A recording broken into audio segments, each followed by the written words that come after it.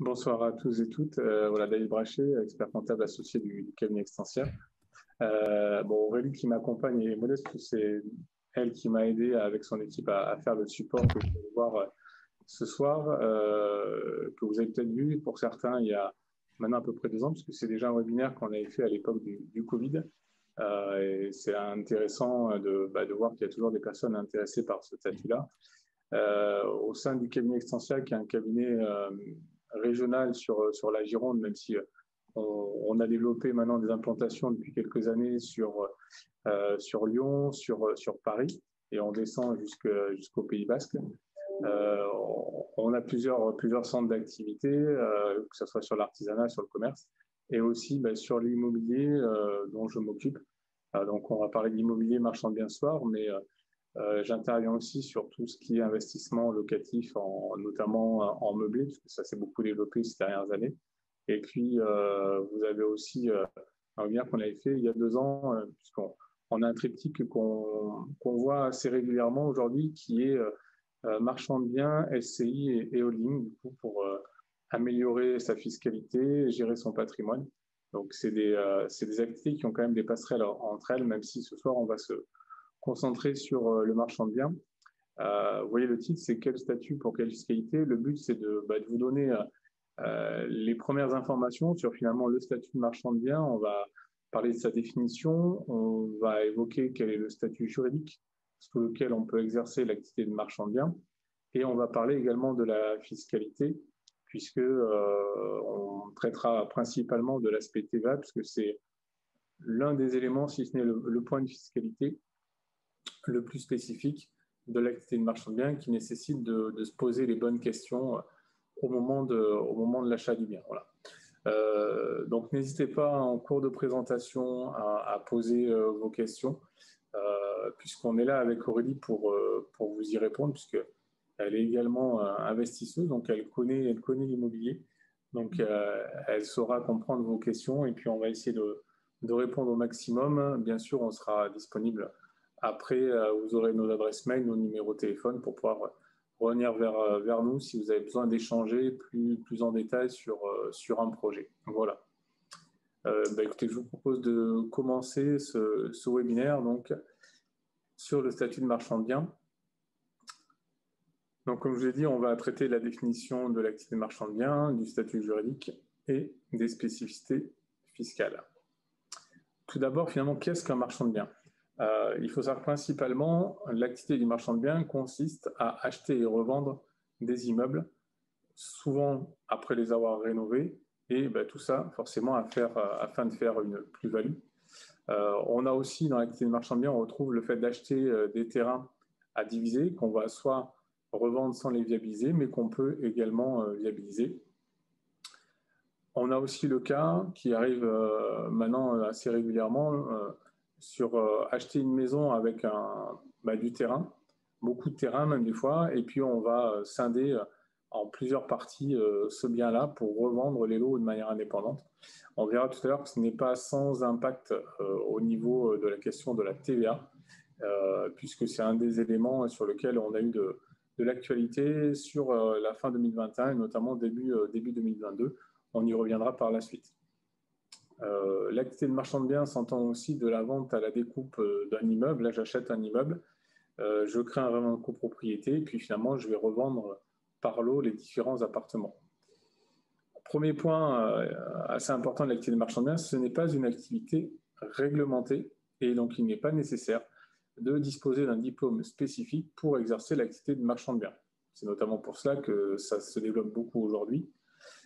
C'est la principale différence avec l'activité d'agent immobilier. Aujourd'hui, pour être agent immobilier, il faut avoir ce qu'on appelle une carte T, soit parce qu'on a le diplôme, soit parce qu'on a des années d'expérience du coup dans le secteur immobilier et qu'on peut exercer l'activité d'agent immobilier. Voilà.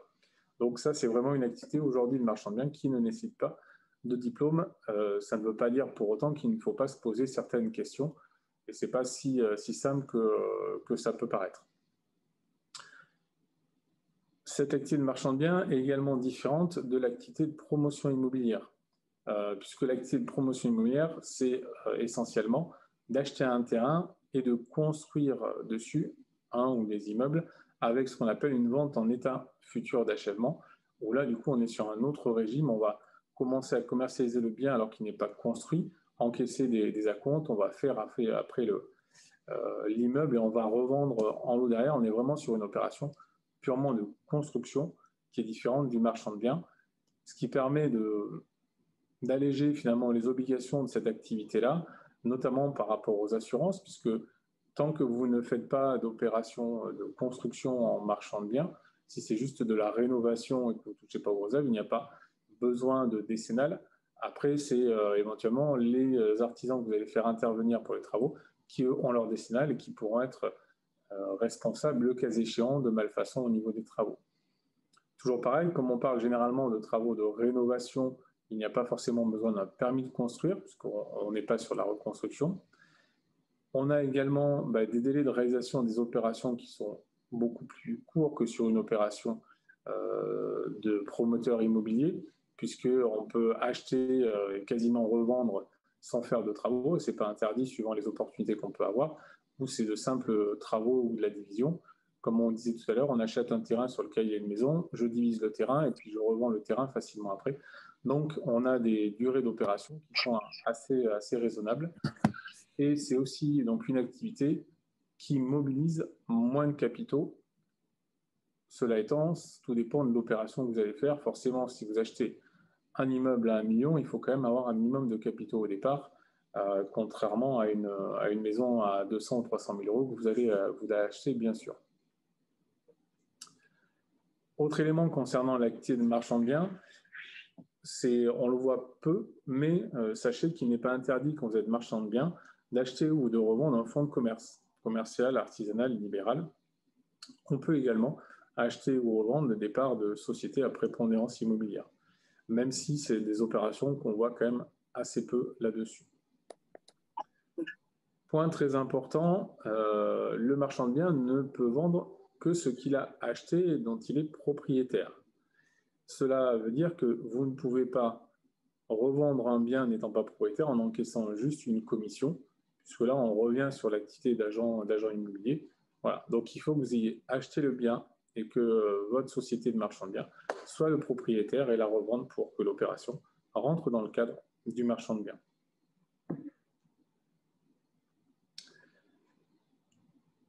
Avant d'évoquer les statuts juridiques, quelques conseils quand on se lance sur l'activité de marchand de biens.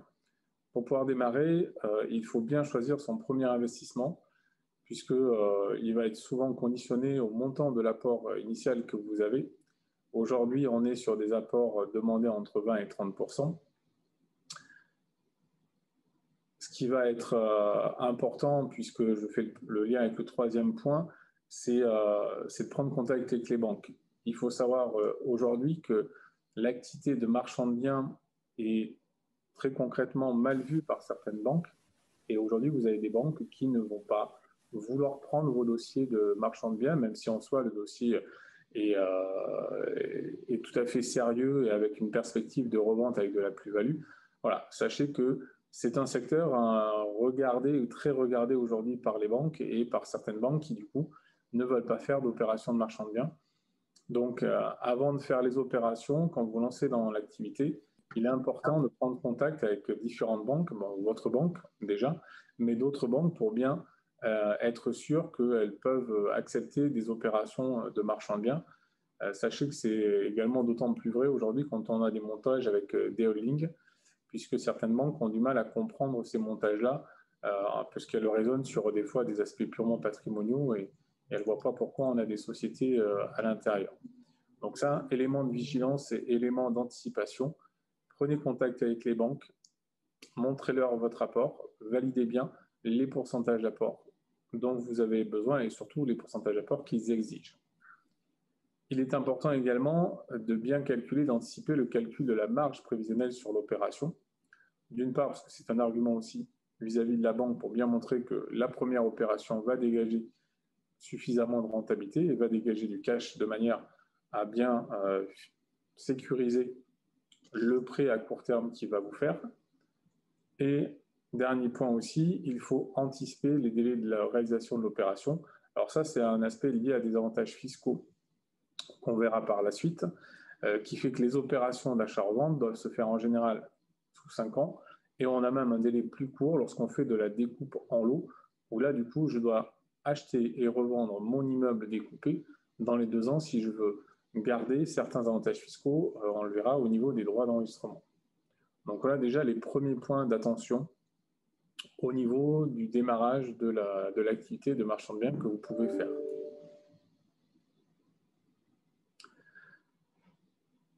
Avant d'évoquer le statut juridique, si vous avez justement des précisions à demander par rapport à ce premier point qu'on vient de voir sur la définition de l'activité de marchand de biens ou des compléments d'information, voilà, n'hésitez pas à nous poser les questions avant qu'on attaque le statut juridique.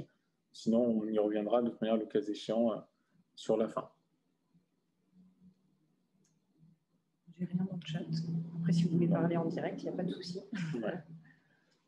Bon, c'est le début. Si vous êtes timide, vous avez la possibilité au deuxième point de pouvoir parler, donc n'hésitez pas. Donc, on a vu quelle était finalement l'activité de marchand de biens, quelle était sa définition. On va maintenant parler des statuts, et donc sous quel statut juridique je peux exercer l'activité de marchand de biens.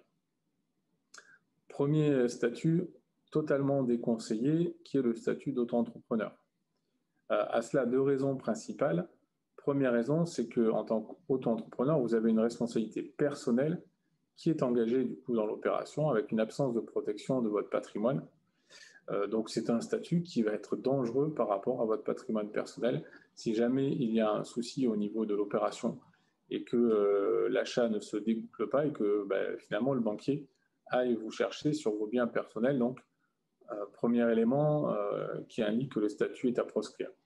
Deuxième élément, c'est que le statut auto-entrepreneur a un plafond en termes de chiffre d'affaires réalisé sur les opérations, qui fait qu'au-delà de 176 000 € de chiffre d'affaires, on ne peut plus être en statut auto-entrepreneur, ce qui fait que dès qu'on va faire une opération, on atteint vite ce seuil-là, donc il n'y a aucun intérêt à être là-dessus.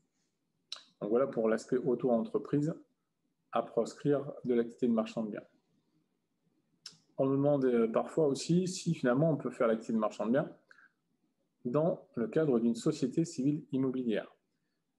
Il faut savoir qu'une société civile immobilière ne peut pas avoir d'activité commerciale.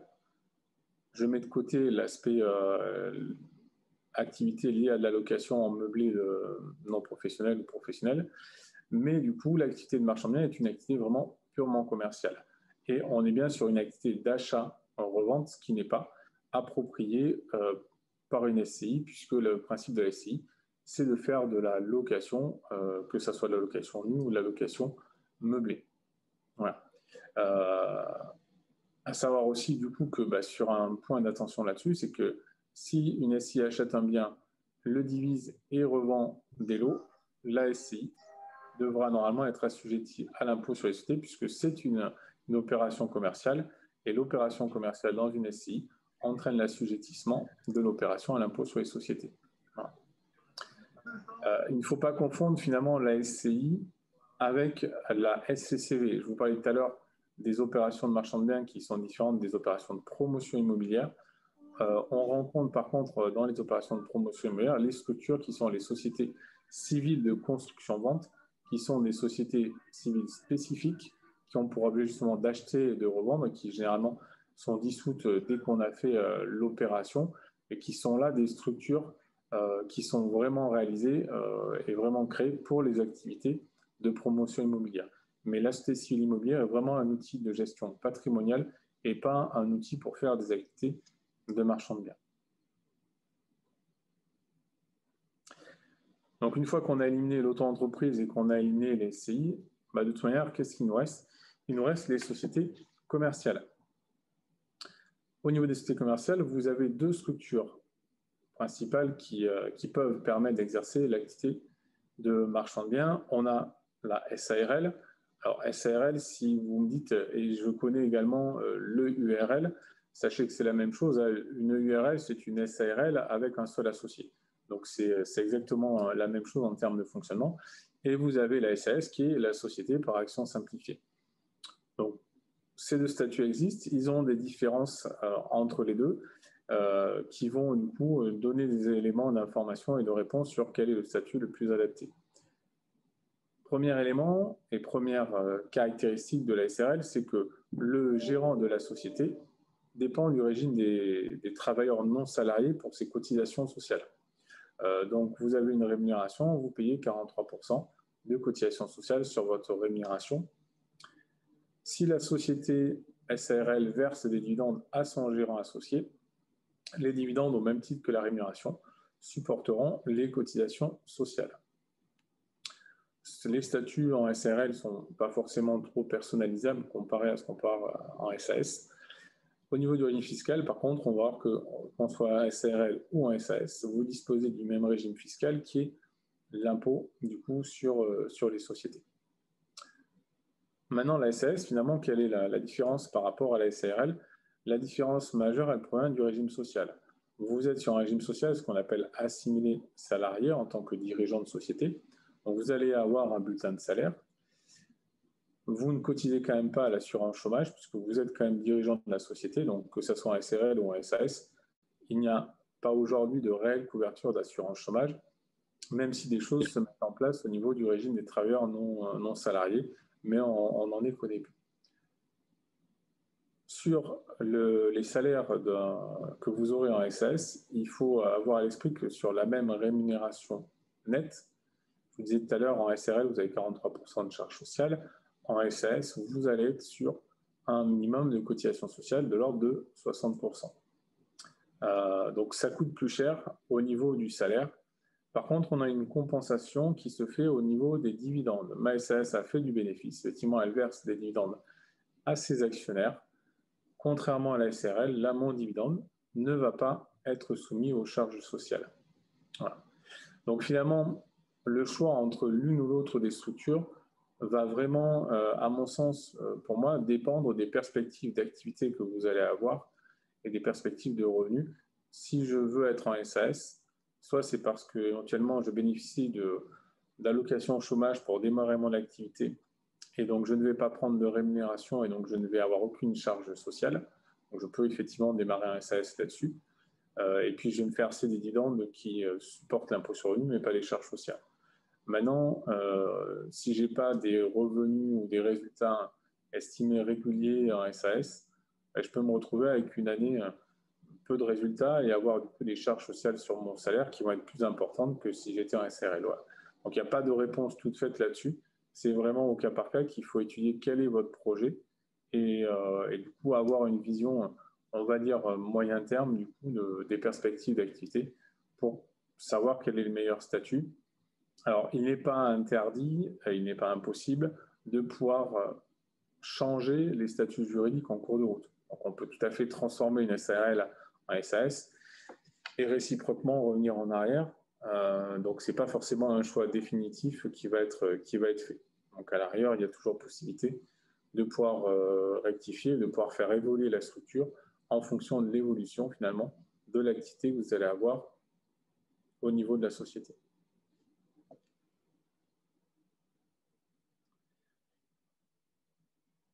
Voilà pour ce qu'on pouvait dire sur les structures juridiques. En résumé, c'est vraiment aujourd'hui un choix entre SARL et SAS qui doit être fait pour exercer l'activité de marchand de biens, puisque chose que je n'ai pas précisé, contrairement à l'aspect auto-entreprise et l'aspect SCI, c'est que vous avez une responsabilité des associés qui est ce qu'on appelle limitée aux apports. Donc, sauf à faire une faute de gestion, c'est-à-dire partir avec la caisse et puis aller aux Bermudes, vous avez peu de chances de vous retrouver impliqué et à ce qu'on vous demande finalement de combler avec votre patrimoine personnel les dettes de la société. Donc on a aussi cet aspect-là de protection du patrimoine personnel qui est important quand on exerce du coup en société SARL ou SAS. J'ai une petite question, David. Les marchands de biens qui travaillent avec toi, ils optent plus pour un statut particulier? Alors, finalement, c'est une réponse qui n'en est pas une parce que j'ai les deux. J'ai concrètement aujourd'hui des structures SARL, des structures SAS. Je dirais que je peux avoir des structures SAS, notamment quand je suis sur des montages avec des sociétés holding, finalement, parce que la volonté dans ces cas-là est d'avoir un salaire qui peut être un peu un salaire minimum. Donc finalement, la différence de charge sociale avec la CRL n'est pas si importante que ça. Et je fais remonter les dividendes à ma société et je les réinvestis. Ou je suis en SAS parce que je démarre une activité en bénéficiant du régime de l'ACRE. Et donc pendant 2 ans, je vais continuer à percevoir mes allocations chômage.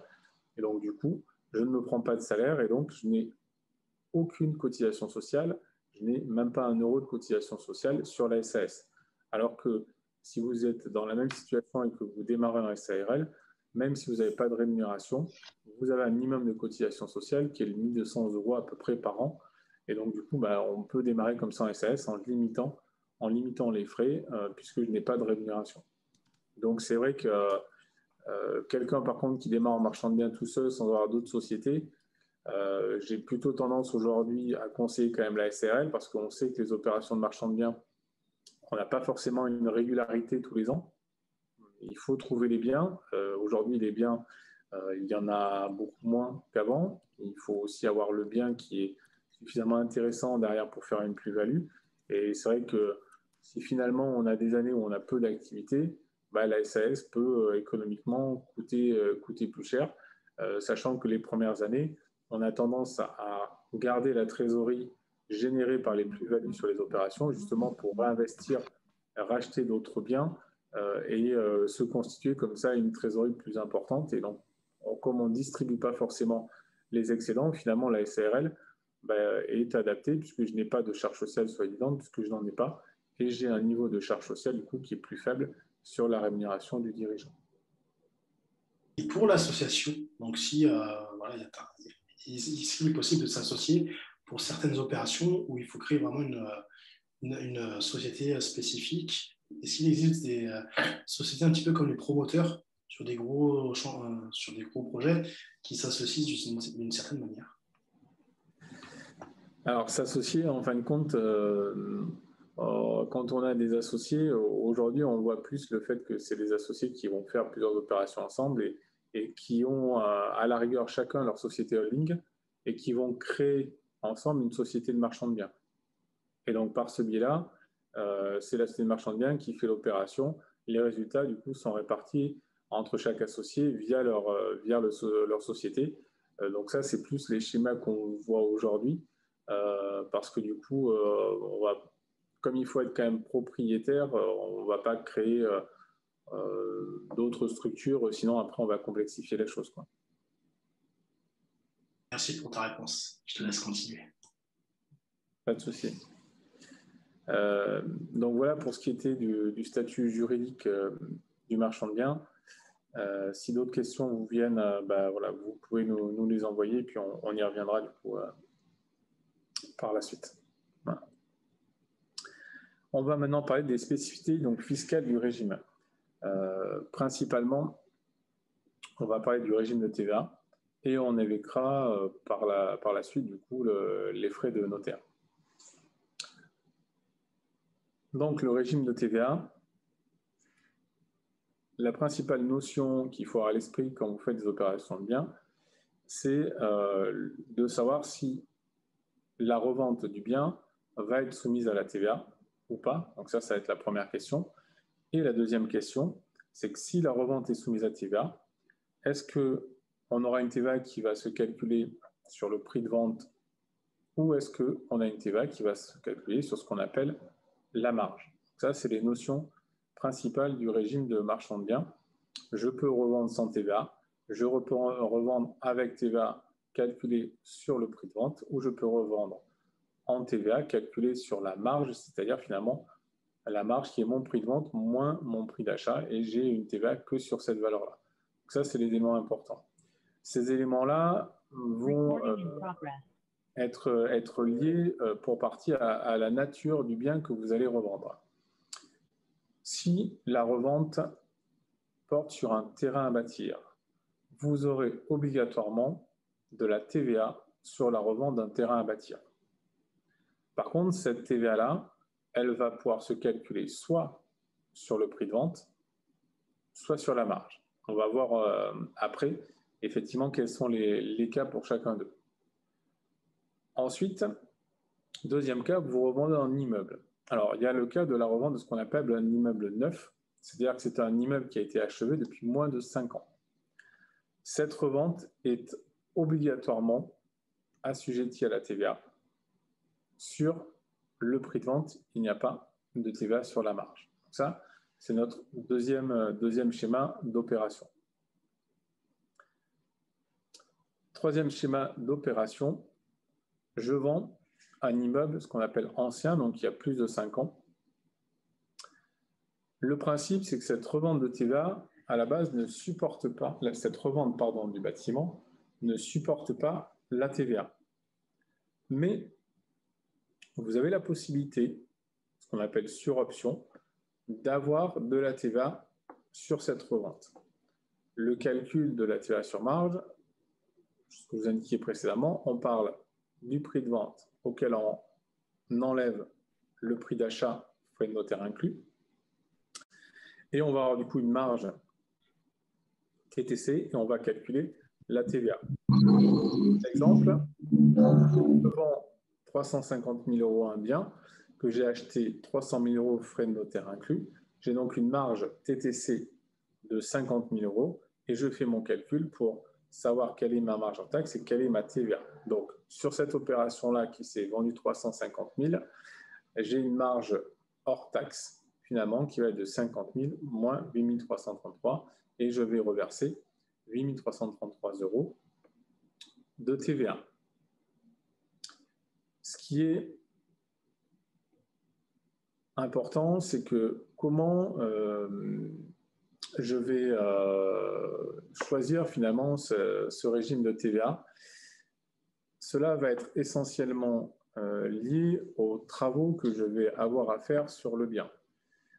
Pourquoi ? Parce que si je n'opte pas à la TVA et que j'ai des travaux à faire, la TVA sur ces travaux, je ne vais pas la récupérer, donc je ne vais pas me la faire rembourser puisque je ne soumets pas la vente à TVA. En contrepartie, si je soumets ma vente à la TVA, la TVA sur les travaux que je vais faire, je vais pouvoir la récupérer. Donc il va y avoir un calcul qui va être à faire et généralement on fait et qu'on anticipe avec le client au moment où il achète, de dire finalement quel est le montant des travaux et quelle est la TVA que je vais avoir à la fin. Je reprends mon exemple où là je dis tiens j'ai une TVA à la revente de 8 333 €. Si j'ai fait 30 000 € de travaux dans ce bien et que ça m'a généré, puisque je suis sur un immeuble ancien, j'ai fait 30 000 € de travaux, ça m'a généré par exemple 3 000 € de TVA déductible. Je n'ai pas intérêt finalement à soumettre la revente à la TVA puisque je vais reverser 8 300 alors que je n'ai déduit que 3 000 €. Donc finalement, je vais rendre plus aux impôts que si j'avais gardé ma marge totale. Donc ayez à l'esprit, sans vouloir vous embrouiller, que le plus important, c'est de simuler au moment de l'achat quel va être le volume des travaux à réaliser pour avoir cette vision de quelle est finalement l'option que je retiens. Autre élément et autre point, c'est que cette option, vous la prenez au moment où vous revendez le bien. Donc c'est-à-dire que même si on a commencé à faire les travaux et qu'on se dit finalement est-ce que je dois prendre tel ou tel régime, ce n'est pas au moment de l'achat qu'on prend l'option, donc ce n'est pas dramatique si on ne l'a pas fait avant, parce que c'est au moment où vous allez revendre que le notaire va vous demander finalement quel est le régime que vous choisissez. Est-ce que vous choisissez de soumettre la vente à la TVA ou pas? Donc il est toujours temps, avant la vente, de se poser la question et de faire le bon choix du coup au niveau de cette TVA. Alors les points qui sont mis en dessous sur le slide sont liés en fin de compte à l'achat d'un terrain à bâtir. Et ça, c'est un point d'attention du coup que je voulais vous indiquer, puisqu'on a eu de la jurisprudence du coup par rapport à ça. Je disais tout à l'heure que on a obligatoirement une revente d'un terrain à bâtir qui est soumise à TVA et qu'on peut avoir une TVA sur le prix total ou une TVA sur la marge. Il est important de savoir qu'aujourd'hui, ça a été confirmé par la législation, quand je veux avoir une TVA sur ma marge quand je revends un terrain à bâtir, il faut qu'au moment de l'achat, j'ai acheté un terrain à bâtir.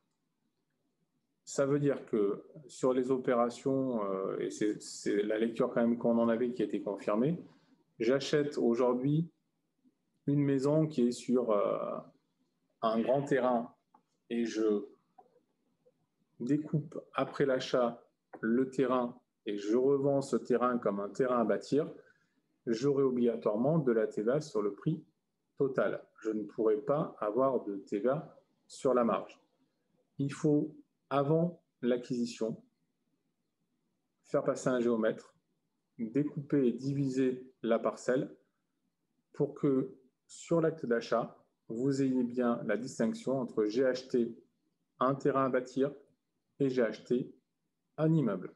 Et comme ça, du coup, je vais revendre mon terrain à bâtir et je bénéficierai de la TVA sur marge. Donc ça, c'est vraiment quelque chose de très important. Ça a aussi clarifié certaines opérations aujourd'hui où on achetait un terrain sur lequel j'avais une maison et j'avais un garage où j'avais, on va dire, un atelier ou un bâtiment qui était un peu à l'écart. Et puis finalement, on divisait la partie du terrain sur lequel j'avais cet atelier. Et puis on disait, ben voilà, je revends du coup un terrain et j'essaye de jouer sur la TVA. Donc ayez à l'esprit que l'important aujourd'hui, c'est qu'il faut diviser avant l'achat si je veux avoir une TVA sur marge.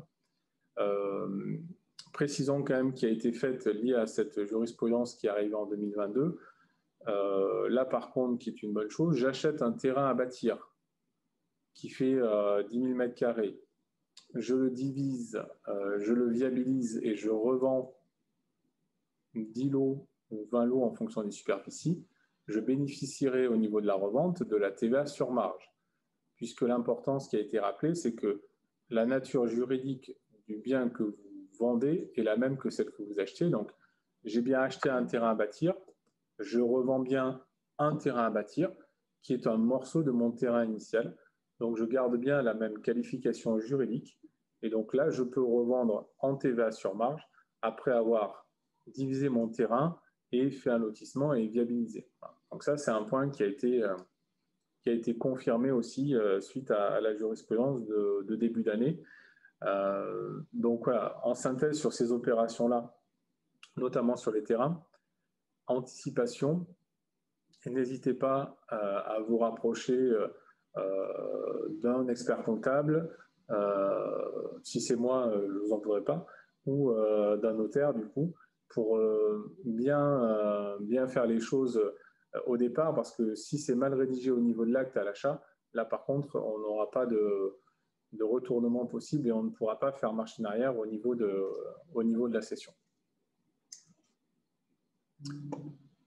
Ouais, alors je pense qu'on a une question de Christophe, mais il me semble que tu as répondu. C'est le montant des travaux n'est pas pris en compte pour le calcul de la marge. Non, tout à fait. C'est vraiment prix de vente moins le prix d'achat avec les frais de notaire, mais la TVA sur la marge n'inclut pas les travaux, puisque justement, comme je disais, effectivement, si on opte à la TVA sur marge, on va pouvoir en amont récupérer la TVA que j'ai payée sur mes travaux. Donc, comme j'ai récupéré la TVA sur mes travaux que j'ai déjà déduite, ben, la TVA collectée, elle se calcule vraiment sur mon prix d'achat et mon prix de vente hors travaux. Sinon, ça veut dire que je déduirais entre guillemets deux fois ma TVA sur mes travaux. Donc, c'est pour ça effectivement qu'on raisonne bien sur une marge hors travaux.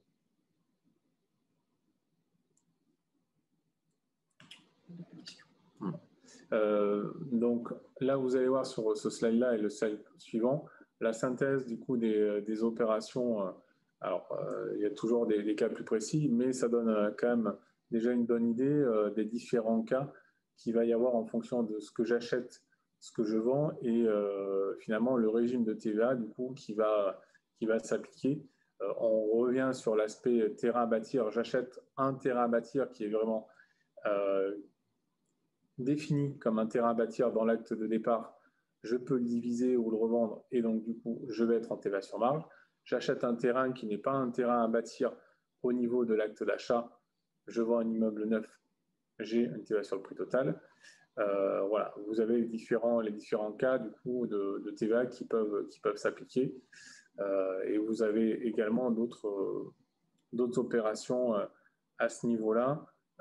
Voilà, je ne vais pas toutes vous les détailler parce que forcément l'important c'est en fonction de l'opération que vous allez faire de pouvoir revenir le cas échéant sur ces éléments-là et puis se poser les questions sur quel est le régime de TVA qui s'applique.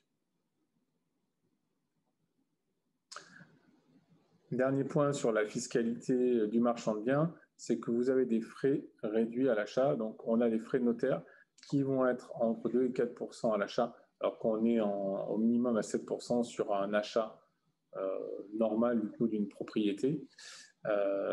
Sachant que pour avoir ces frais réduits, je le disais en préambule, vous avez un engagement de revente qui va se faire dans les 5 ans ou dans les 2 ans quand on revend par lot. Donc, il faut bien faire attention là-dessus à ces délais de revente. Alors, 5 ans, c'est assez large quand même si aujourd'hui, on peut avoir des recours sur des permis de construire si on en fait, rarement quand on fait des travaux. Mais voilà, il faut garder cela du coup à l'esprit. Voilà pour la présentation que je souhaitais vous faire de l'activité de marchand de biens pour que vous ayez comme ça les premières informations sur ce régime et les premiers points d'attention du coup si vous désirez vous lancer dans l'activité et puis si vous y êtes déjà, j'espère que cela aura permis de vous apporter du coup d'autres éléments d'information. Voilà. N'hésitez pas du coup si vous avez des dernières questions à nous poser. Une question par rapport au quel taux de TVA sur les travaux, si option TVA pour un bien ancien, 10 ou 20%. Alors si on est sur un immeuble d'habitation qui a plus de 2 ans, on peut être effectivement sur du 10%. Okay. Très bonne question, ça je ne sais pas du tout. J'ai une question. Voilà, quand on souhaite se lancer dans l'activité de marchand de biens, est-ce que tu utilises des outils pour savoir, voilà, sur tel outil d'opération, en fait, un outil de projection pour savoir voilà, sur combien d'opérations je dois faire à l'année avec toute la fiscalité qui est calculée pour me dire je peux me dégager tel montant en termes de revenus, en termes de chiffre d'affaires. Alors, en termes d'outils, en fin de compte, je réalise un prévisionnel finalement avec le client, puisqu'on va justement lister l'ensemble de ses dépenses, l'ensemble de ses besoins, notamment par rapport à sa rémunération et les frais fixes de fonctionnement, ce qui va nous permettre comme ça après d'avoir l'indication sur quelle est la marge à réaliser dans l'année pour pouvoir couvrir ces frais-là. Et donc, du coup, après, regarder les opérations individuellement ou les opérations, s'il y en a plusieurs qui sont prévues dans l'année, pour savoir si ces opérations vont générer suffisamment de marge. Donc, c'est un prévisionnel, effectivement, qu'on va faire par rapport à ça. Et par rapport au financement, est-ce que tu as un banquier partenaire ou tu as un contact qui finance des marchands de biens qui n'est pas trop réticent par rapport à cette activité? Alors aujourd'hui, j'ai pas de contact en soi parce que notamment on a des banques qui avant faisaient du marchand de biens et qui aujourd'hui ont arrêté. Donc c'est plutôt de voir plusieurs banques pour voir comment ils traitent le dossier, puisque vous avez aujourd'hui des taux d'endettement, même si l'activité de marchand de biens est normalement traitée comme une activité professionnelle, donc elle sort des critères d'endettement comparés aux investissements locatifs. Mais on sait que c'est globalement des activités beaucoup plus regardées par les banquiers. Donc aujourd'hui, une banque peut tout à fait financer, ce qui ne sera pas forcément le cas dans 6 mois en fonction des décisions qui sont prises par la banque. Donc c'est pour ça que c'est très compliqué aujourd'hui d'avoir une banque vraiment spécifique en partenaire là-dessus. Merci David. Tu as d'autres questions? Donc, tu as Yvan, donc sur la déclaration de TVA, il faut déclarer la base de TVA sur la marge, mais le chiffre d'affaires non soumis à la TVA doit apparaître en autre opération. Non, parce que on met uniquement la base hors taxe soumise à la TVA, puisque c'est pas une question de chiffre d'affaires non soumis. Alors, si on a fait une opération, une revente exonérée de TVA, oui, là, on a un chiffre d'affaires exonéré à ce moment-là. Mais sinon, si on n'a fait qu'une opération en TVA sur marge, ben, je mets le montant de ma marge hors taxe avec le montant de ma TVA. Merci pour ta réponse. Il y a une autre question donc, de Valérie sur un achat d'un immeuble ancien, donc avec travaux, où il y a eu des travaux qui ont été effectués, et avec l'objectif, c'est la division. C'était pour savoir sur quel régime fiscal on est pour ce cas. Alors, le régime fiscal, si on parle de la TVA, j'achète un immeuble ancien que je délote et que je vais revendre. On reste sur le principe de revendre un immeuble ancien avec le choix d'opter à la TVA sur marge ou pas. La seule notion qui peut venir contrecarrer ça, c'est que si j'ai fait des gros travaux de rénovation qui ont touché notamment le gros œuvre, là, je peux avoir à moi une requalification de revente d'un bâtiment neuf avec du coup une TVA sur le prix total. Alors, on est dans les cas spécifiques, mais voilà, si je reprends un immeuble qui est à la limite de l'insalubrité ou que je fais des gros travaux qui touchent le gros œuvre, attention, on n'est pas forcément dans le cas de la revente d'un immeuble ancien, mais on peut tout à fait fiscalement se voir requalifier de vente d'un immeuble neuf, du coup, puisque l'administration considérera finalement qu'on a fait tellement de travaux que ça n'a plus rien à voir avec l'immeuble de départ. Donc, on a une autre question de Lily. Est-ce qu'en SCI, le taux d'endettement est le même qu'en indépendant? Alors, SCI, si on raisonne effectivement sur une SCI patrimoniale, aujourd'hui, même une SCI, par exemple à l'IS, à quelle phase de l'allocation mobile ou de l'allocation nue, pour la majorité des banques, ça reste traité comme un investissement patrimonial et avec le calcul du taux d'endettement. Et ça m'a été confirmé par un banquier la semaine dernière, justement, que j'ai eu suite à une question d'un client. Donc, aujourd'hui, une SCI est traitée comme un bien patrimonial et donc rentre dans l'endettement global du couple, du foyer. Là, on a, pour aller un peu plus loin, c'est a priori pas forcément le cas, même si ça commence à être un peu regardé par les banques. Si vous faites un investissement en SRL de famille sur la location meublée pour en faire votre activité professionnelle, là, on est sur de l'activité normalement commerciale qui est déconnectée du taux d'endettement du foyer.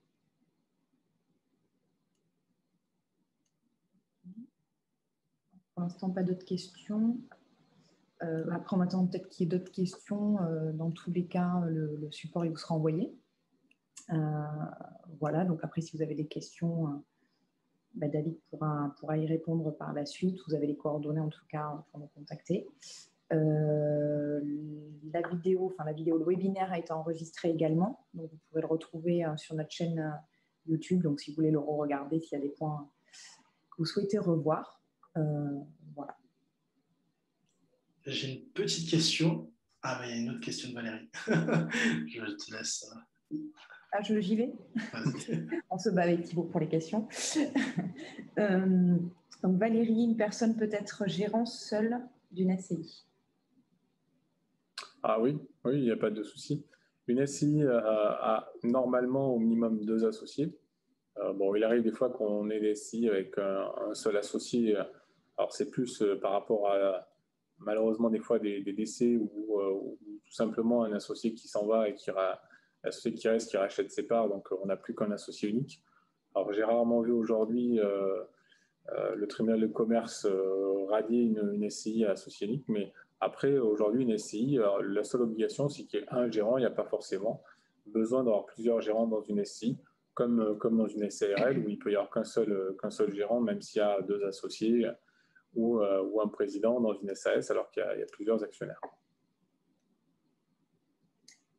Cette SCI serait rattachée à une holding. Oui, donc il y a quand même toujours 2 associés. Donc généralement, on a quand c'est ça, la holding à un minimum 90%, voire des fois plus, parce que si on fait ça, le but c'est de faire remonter la trésorerie dans la holding pour limiter la fiscalité personnelle. Donc on peut même avoir la holding qui a 99% de la société et puis 1% de la SCI à une personne physique. Et puis du coup, il y aura un gérant dans la SCI qui est de toute manière une personne physique. Donc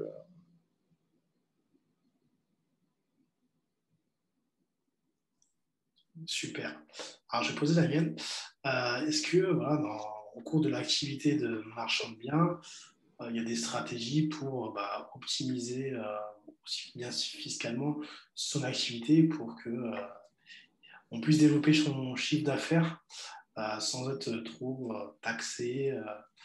Il n'y a pas des petites astuces que personne ne connaît dans leur activité de marchand de biens pour avoir des...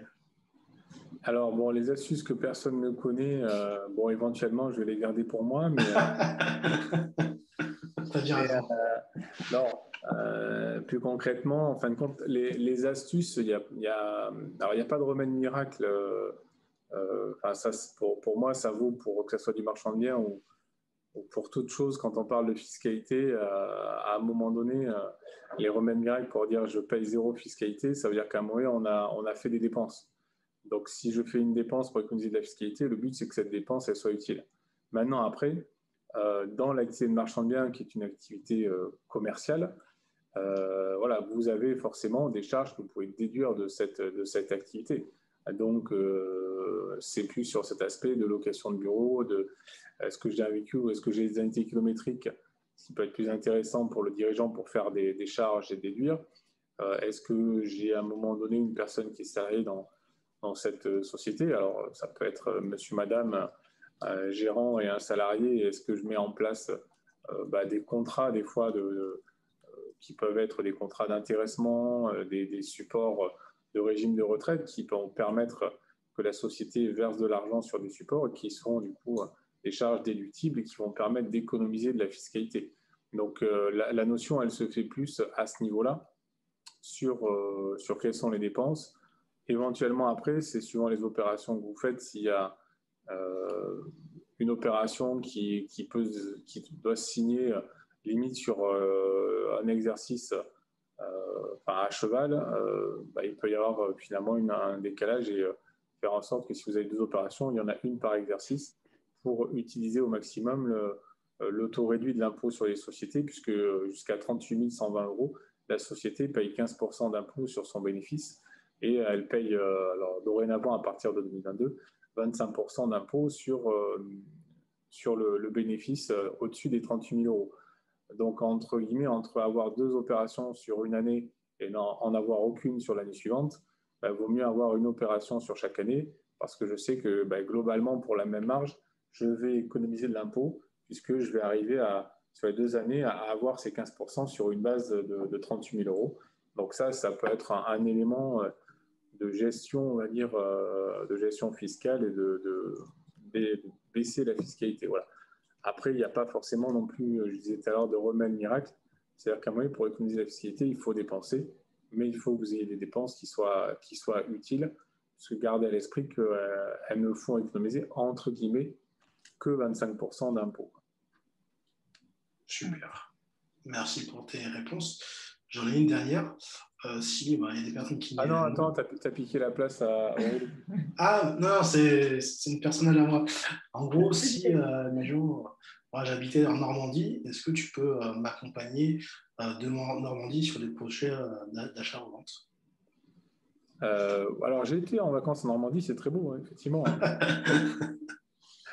Alors, oui, aujourd'hui, de toute manière, j'ai des clients qui ne sont pas forcément que sur Bordeaux, notamment sur tout l'aspect activité, location meublée.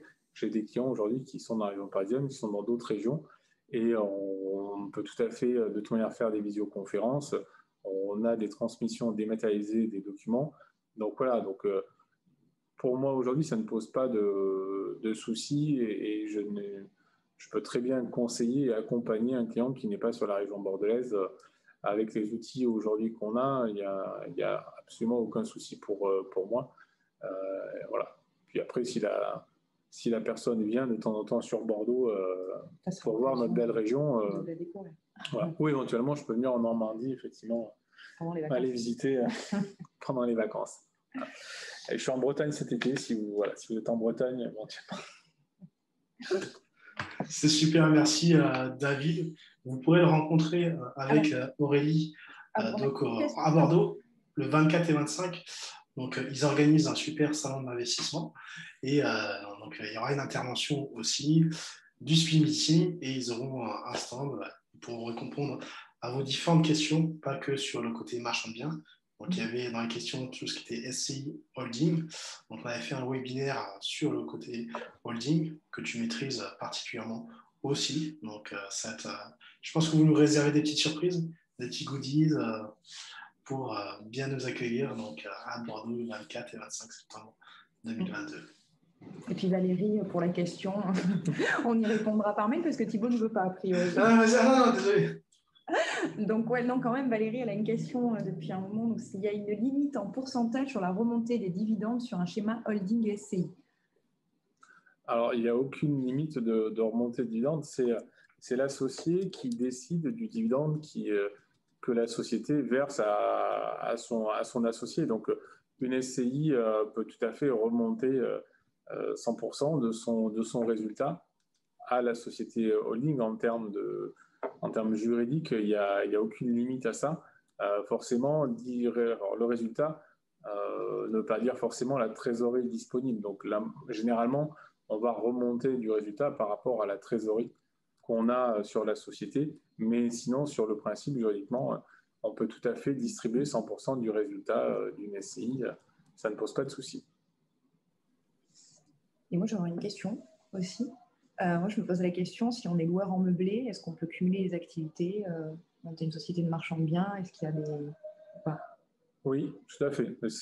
Ça fait partie aujourd'hui des choses qu'on voit de plus en plus, entre guillemets, puisque on a des personnes qui se lancent dans l'immobilier, mais de manière globale, avec de l'aspect locatif patrimonial en meublé individuel ou en SCI, et puis qui à côté vont aussi vouloir faire du marchand de biens du coup sur certaines opérations et qui peuvent même effectivement rajouter la cerise sur le gâteau avec la holding au-dessus pour essayer de financer des opérations patrimoniales en limitant, on parlait de fiscalité tout à l'heure, en limitant la fiscalité personnelle et en jouant justement par ce triptyque marchand de biens, holding, SCI. Donc ça arrive, voilà. Je reviens sur les banquiers. C'est des schémas pour certains banquiers qui ne sont pas évidents et j'ai le cas avec un client où voilà, on a mis un peu de temps à arriver à faire comprendre aux banquiers pourquoi on faisait un montage avec une holding et en dessous une société de marchand de biens et de l'autre côté une SCI. Parce que pour lui, ce n'était pas normal qu'on parle de société alors qu'il y avait un aspect patrimonial là-dessus. Mais oui, c'est des schémas qui se font. Et justement, pour optimiser la remontée de trésorerie et permettre de réinvestir entre guillemets sans, alors que si on passe par la case fiscalité personnelle, on va réinvestir du coup beaucoup moins.